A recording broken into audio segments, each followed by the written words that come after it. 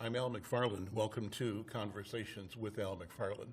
This edition of Conversations with Al McFarlane is brought to you by Comcast, working to bridge the digital divide through internet essentials and partnering with organizations across the Twin Cities to help make our region an even better place to live, work, and play. I'm pleased to have as a guest today Acooa Lee Ellis. Acooa Lee Ellis is the Senior Vice President of Community Impact for Greater Twin Cities United Way. It's a role that provides leadership over United Way grant making, coalition engagement, systems change, public policy, and the agency's 211 resource helpline. Acooa Lee Ellis is a champion for equity who's lobbied in multiple states and worked at local levels to advance critical business and civic objectives. She most recently served as Director of Social Justice Advocacy at Catholic Charities of St. Paul and Minneapolis, where she orchestrated a successful multi-year grassroots effort to secure millions in state funding to end and prevent homelessness.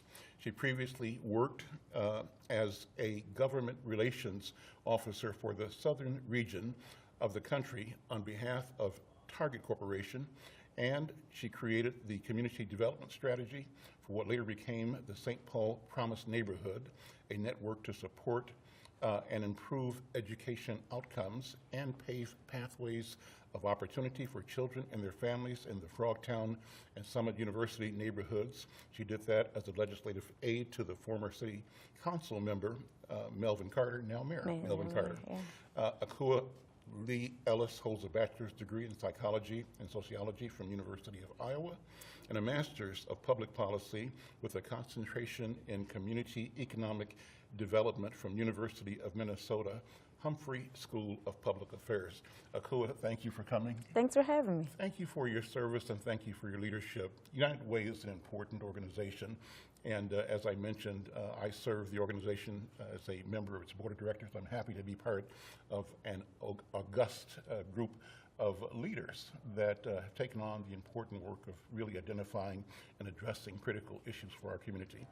You have played a major role in understanding systems change. It's an important concept. What does it mean in context of how the United Way moves towards what it has to be to serve changing communities in the future, first of all? Sure, so that's a big question. I would say that United Way and the Greater Twin Cities United Way in particular is an organization of yes and. So yes, we are providing support to organizations that are on the ground, providing support to individuals managing their own set of personal challenges. Mm-hmm. And it's incumbent upon us to leverage our platform to get further upstream and help improve the context that those organizations are doing their work in. There's the need to respond to real-time challenges and the need to be curious about what is creating the need for the response in the first place. And so we take a yes and approach, and our systems change work is really geared to do just that.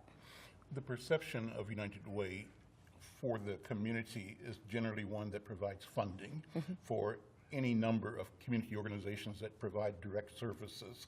And in the past, I think over the years, people may have seen United Way support going to support the arts, to support culture in general, to support education. In recent years, to support the rise of homelessness, support mental health. Have you seen that transition over the years? Sure. What was it like 20 years ago, and how is it now, and what do you see the future for the organization and for the work of philanthropy United Way is doing? Sure. So I'll start by sharing that I've been with the organization for 10 months now. So tell me about 20 years ago. So I'll tell you what I understand about 20 years ago. Sure. Until 2006, we were doing our grant making through an affiliation model, the more traditional United Way model, and then in 2006 started to move more into competitive grant rounds. And so that, I've always known the United Way to do competitive grant making. So it was interesting to me to see that was a relatively new development in how we do our work. So what does that mean? Yep, so that means that folks have to actually apply for grant dollars. And we are one of very few organizations that provide those dollars on a multi-year basis, which is come to be really important in the nonprofit space.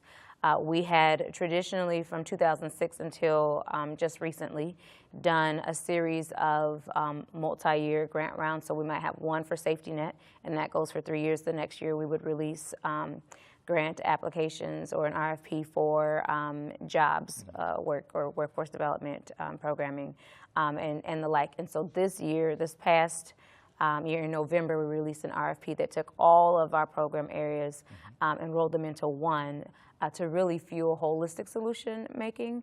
And those grants will announce here next week. Yeah, so very timely conversation. Timely conversation. Yeah. And so what's been the general response to the changes in strategy? There's probably been some pushback, some maybe not fear, but anxiety. Yeah. Because things were comfortable, but they are changing. Sure. So we have found, I'll say, like from a broader context perspective, we've seen the landscape change in terms of how people are giving, what they give to, what motivates them to be a part of community. And so we are, you know, it's incumbent upon us to also evolve the way that we're doing our work. I will tell you that we rolled out a new strategy in October, and there was understandably some concern and anxiety around what that would mean. I feel really proud of the way that we've been transparent in our communication and try to provide information as early as possible to our partners, because we understand that the funding that the Greater Twin Cities United Way provides is so incredibly important to the partners that we serve. Yeah. Step back a second. It's a big number. Yes. United Way presents a lot of resources. What's the big picture? Sure. So we direct will direct $14 million in multi-year grants here in the next couple of weeks. That is part of a $60 million investment that we make in community, either through supporting in completing folks' designations toward particular organizations, a whole host of other grant-making programs that we operate, and then the kind of flagship of our work is our multi-year grant-making, and that's what's going to be released here soon. So go ahead, you were saying. Say more. You were saying before I interrupted you, but let me switch. Okay. One of the priorities that you carry under your portfolio is coalition engagement. What does that mean for you? What do you do to create coalitions to bring solution providers together? So that goes back to that earlier question around systems change. Much of the work that we do to advance policy is in coalition. So we're members of and funders of organizations such as MSP WIN, Mini Minds, where I have the privilege of co-chairing that work with Ann Mulholland at the St. Paul, Minnesota Foundations. We're also contributing to organizations such as Generation Next that are working in school districts, really trying to disrupt inequity in education outcomes. We're in a number of spaces, including Ignite After School, which is working on what we now term career and future readiness programming in support of that, both in terms of program delivery and building capacity among providers as well as policy. So all over. I'm Al McFarlane. This is Conversations with Al McFarlane. My guest is Acooa Ellis. She's Senior Vice President of Community Impact at Greater Twin Cities United Way. And as I mentioned, in the spirit of transparency and disclosure, I serve as the director of the organization. Thank you for your service. And I'm pleased to be part of the organization. You know, Acooa, when we look at how we engage this is not the right word, but the recipients, the consumers of the resources we organize and mobilize. How do we best serve? How do we assess what's needed? And how do we best meet the needs that we identify? That's a great question. I think it starts with asking. I think oftentimes it's easy to fall into patterns of this is the way we provide service, or this is the way we do our work because it's the way we've always done it. And there's wisdom gained through practice. At the same time, there's considerable wisdom in lived experience. And just because someone is in need doesn't mean that they don't know what the answers are. They oftentimes lack access to the platforms or to the resources to help them address the solutions that they've identified. Something that is of particular interest to me, it's a point of passion. We have redone our scoring rubric, or the way that we evaluate our multi-year grants, to incorporate that understanding. We want to know, we asked all the organizations that applied, how do you listen to the people that you're serving? What is the extent to which they have the opportunity to weigh in on the delivery of those services? And how are you taking what you hear from the people that you're serving and using that to continuously improve your program? So that's something that's wildly important to me. Is the sense that by doing that, by that approach, you support this notion of empowering people, giving them both the authority and the agency to speak on their own behalf and to act on their own behalf in concert with resources and coalitions? Is that the idea? Absolutely, and so we're taking that approach at multiple levels. So there's the encouraging that practice among our partners through our grant making, but also, we are providing a service to nonprofit organizations, and it's incumbent upon us to listen to them. So we'll bring back the Council of Agency Executives in some form. I've been hesitant to call it that because it's loaded and it comes with a bunch of history, but the general concept is that we need to be listening to our constituents, understanding what works. We've got a lot of feedback that we've already culled from this last RFP that we'll be rolling out and testing. It's really important to me that we're listening just as much as we're asking our partners to listen to the folks that they're serving. Acooa, I think people don't, Acooa Ellis, yes, people don't think enough about the critical value United Way provides to donor organizations. I think that you create a bridge, a pathway for companies and individuals to maximize the good they do, to follow their good intentions and to be of genuine benefit to organizations and individuals. So how do you get that message out and keep companies and individuals motivated and giving to the organization?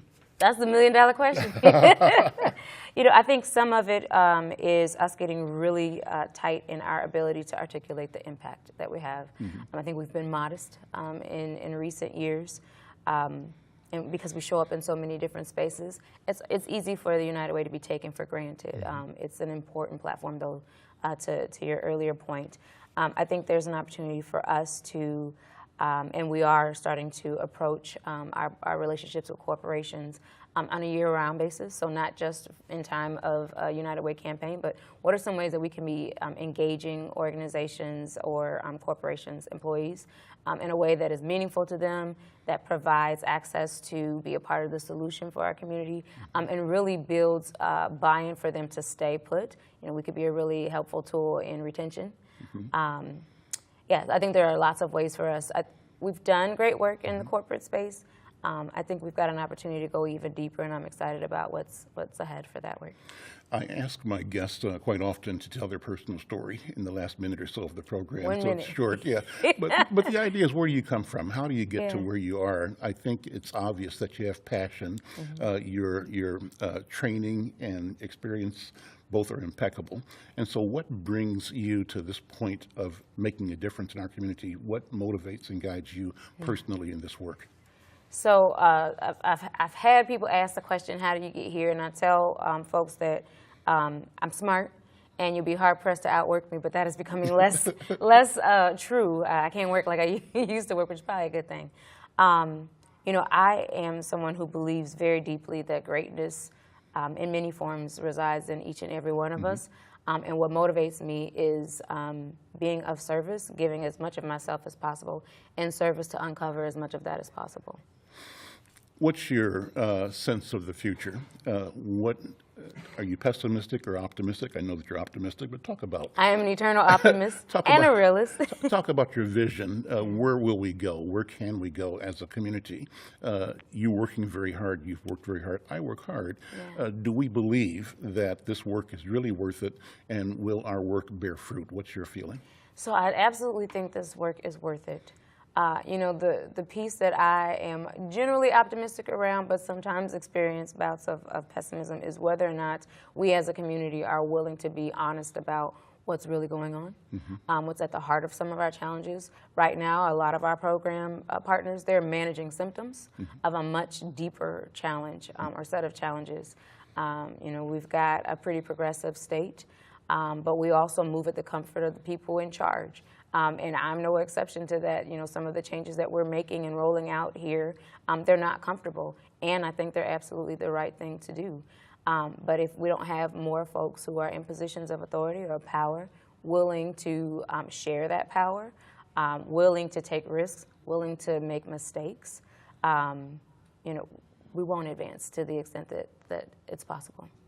Acooa, Ellis, I think you said it all.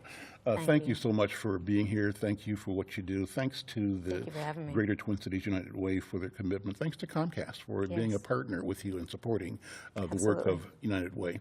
I'm Al McFarlane. This is Conversations with Al McFarlane. We'll see you next time.